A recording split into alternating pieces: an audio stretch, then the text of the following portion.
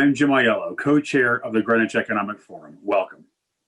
I want to thank our speakers, audience, and sponsors for taking part at GEF today, including at the Diamond level, Grayscale and UBS, Platinum level, Bridgewater Associates and Tianfeng Securities, Gold level, Ares Management, Hong Kong Exchange and Clearing, Watai Securities, Rock Creek, Standard Chartered, and Thoma Bravo, and at the Silver level, Jersey Finance and Singapore Exchange. Thank you all for your generous support of the Greenwich Economic Forum. I also want to thank our first-rate team at The Economist, who have been exceptional partners as we all try to figure out how to create and execute a meaningful and impactful digital conference experience during this pandemic. It is a non-trivial pivot, and they've been a fabulous team to have joining us. In particular, I want to thank Emma, Sanji, Jessica, Kai, Mary Carmen, Darren, and Han. Thank you for all your hard work. What do we have to look forward to today at GEF, our second day? Well, first, we have a fireside and panel on opportunities in China. Second, we have a keynote by David Rubenstein. Third, we have a panel on industry outlook regarding leaders and laggards during COVID. Fourth, we have a roundtable, actually four of them, four different roundtable discussions that you get to decide which one you want to be a part of. And fifth, we have a top dealmaker perspective from private equity and venture capital. A few housekeeping things. First off, we're going to be doing a fair amount of polling and taking questions during some of these sessions today. Just use your Q&A function to ask questions. Second, if you're having any trouble accessing content, you might want to use Google Chrome instead of other browsers, so you want to switch to that. And third, if you've joined with a limited access pass and want to be able to network today and on Wednesday, click on the All Access Pass upgrade, which is being offered at a special price. Before we get started, just a few thoughts, just 3 minutes of perspective.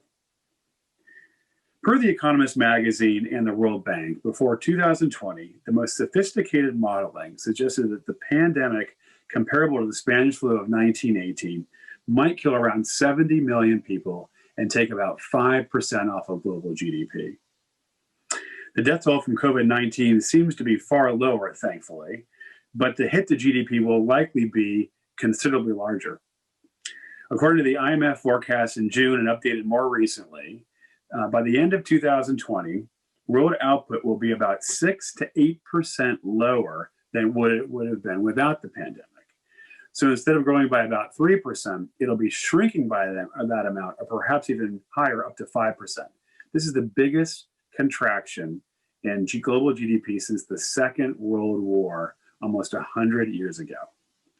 By comparison, our most recent crash, the 2000 or financial crisis, the crisis of 2009, the reduction in global GDP was 0.1%. So think about that, 0.1% decline versus 6 to 8%.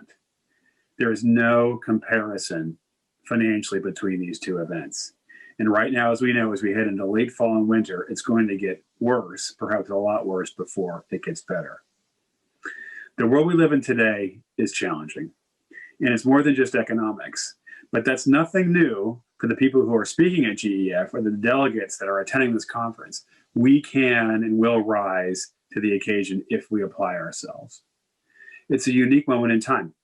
We are coming together as an international community to fight this coronavirus pandemic, which is uniting our scientific, business, and government communities globally to find solutions.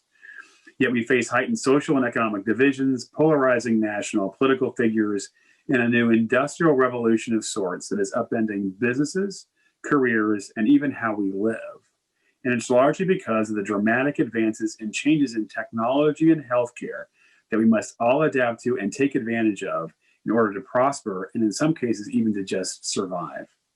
It's nothing less than that.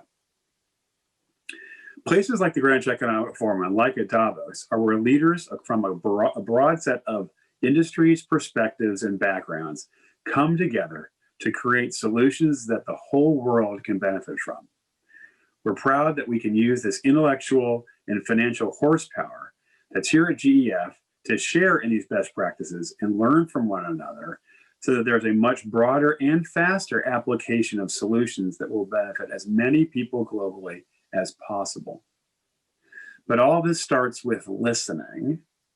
So without further ado, let's pause and listen to the thought leaders that we have here today. Thank you.